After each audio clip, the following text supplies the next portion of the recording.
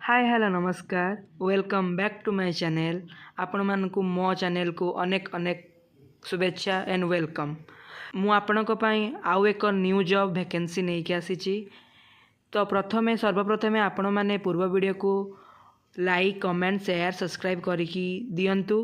पूर्व वीडियो में देखंतु आपण माने हाईकोर्ट रु एक वैकेंसी बाहरी थिला जा रिलेटेड रे मु आपण मानकु वीडियो अपडेट करी सारिची।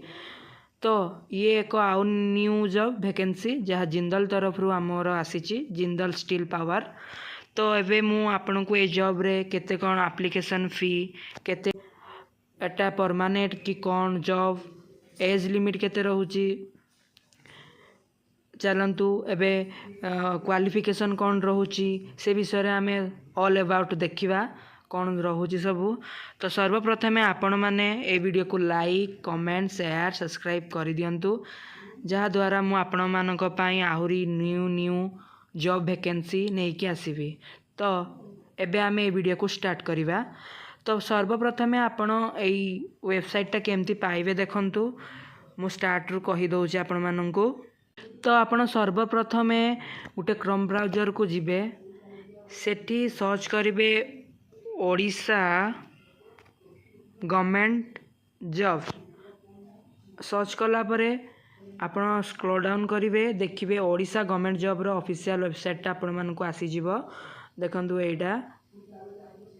एटा होची ऑफिशियल वेबसाइट टा सेठी टच करिवे सेठी की गला परे तळकु फुण स्क्रॉल डाउन करिवे देखंतु एडी आसी गला जिंदल स्टील प्लांट रिक्वायरमेंट 2025 रो एटा देखंतु एटा को टच करिवे टच कला पर तळकु स्क्रॉल डाउन करिवे देखंतु जिंदल स्टील पावर रो। तो ऑर्गेनाइजेशन नेम होची Jindal steel power limited type of job होची परमानेंट एटा company job category company job. तो एप्लिकेशन मोड कौन रहूची एटा एप्लिकेशन मोड रहूची ऑनलाइन एटा आपण ऑनलाइन रे एप्लीकेशन करि परिबे जॉब टी who can apply all India candidate एटा इंडिया रो सब स्टूडेंट माने एथिरे अप्लाई करि परिबे। स्टार्टिंग डेट ऑलरेडी स्टार्ट ही सारिलानी स्टार्टिंग डेट स्टार्ट ही सारिलानी ऑलरेडी। जेंडर को माने एथिरे अप्लाई करि परिबे बोथ मेल एंड फीमेल एथिरे पुरुष भी इलिजिबल हेबे एंड गर्ल्स भी माने झियो पिला भी एटी इलिजिबल हे परिबे एटी सब स्टूडेंट अप्लाई करि परिबे बोथ।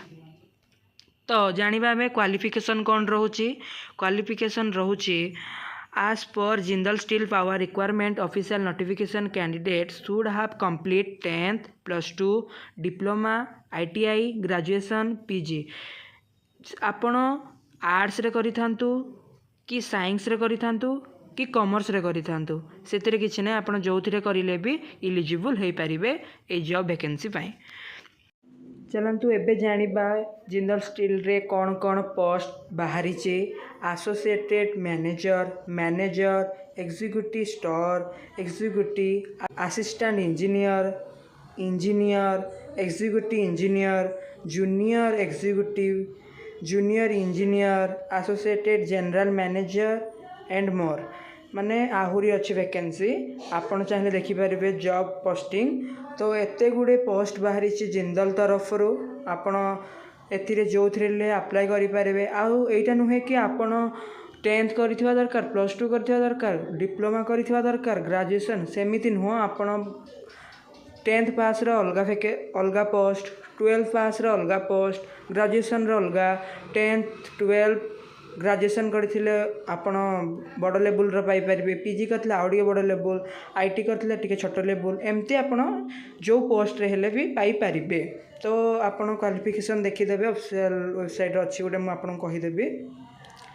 तो आमे जानबा एज लिमिट एबे कोन रहूची मिनिमम एज हमर 18 ईयर हेतबा दरकार 18 वर्ष हेतबा दरकार मिनिमम मैक्सिमम एज होची 40 ईयर माने 40 वर्ष हेबा जाके जो माने अछंती ए जॉब पय अप्लाई करि परिबे। तो सैलरी होची एटी एज पर रूल्स माने अछि तांकर सैलरी अपन जॉब कला पर से आपन को कहिबे केते कोन सैलरी रहइबो। सिलेक्शन प्रोसेस होची इंटरव्यू एंड डॉक्यूमेंट वेरिफिकेशन ए दुईटार आपण सिलेक्शन हो तो एप्लिकेशन फी होची 0 जनरल कैंडिडेट को पई 0 ओबीसी कैंडिडेट को पई 0 फीमेल कैंडिडेट नो फीस किसी दरकार नहीं एठिरे 0 अमाउंट रे आपण अप्लाई आराम से करि परिबे ए जॉब वैकेंसी पई। तो इम्पोर्टेंट डॉक्यूमेंट से कौन लगे qualification certificate date of birth माने आमर 10th सर्टिफिकेट लगे HSC रो 10th certificate date of birth पाई 2 recent colour passport size photo 2टा पासपोर्ट साइज फोटो लगे कास्ट सर्टिफिकेट लगे इफ एनी एक्सपीरियंस सर्टिफिकेट आपणकर जदि किसी एक्सपीरियंस अच्छी को जॉब रे तो आपन दे पारिबे जदि आपन बिना किसी एक्सपीरियंस नाही ताले ए जॉब पई भी आपन एलिजिबल हे पारिबे। तो एबे जानिबा important date last date apply start date already मु कहि सारलेनी आपन को ऑलरेडी स्टार्ट हे सारलानी अप्लाई लास्ट डेट होची विथ इन 30 डेज स्टार्ट हेबार माने गणी दियंतु आज दिन आपण एबे 30 दिन जाके डेट अच्छी आपण ए जॉब पाई वैकेंसी पकई पारिबे बा अप्लाई करि पारिबे।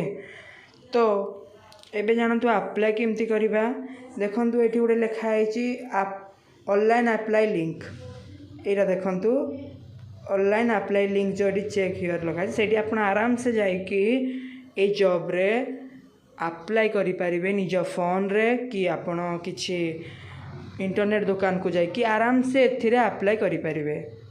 तो आपण माने जदि ए वीडियो को अधिक अधिक भल पाइबे जदि ए वीडियो को अधिक भल पाइबे तले मु आपणक मानक पई अप्लाई किपरि करिवे मोबाइल रे मु आपण मानक पई निश्चित भाव में वीडियो को आनिबी। तो ये वीडियो को आपण मैंने अधिक भल पाइबा दियंतु लाइक कमेंट शेयर सब्सक्राइब कर दियंतु। तो मु आपण मानक पई आउ न्यू जॉब वैकेंसी आनिबी। तो ये वीडियो को यदि भल लगी लाइक कमेंट शेयर सब्सक्राइब करदेवे। जय जगन्नाथ जय माता रानी।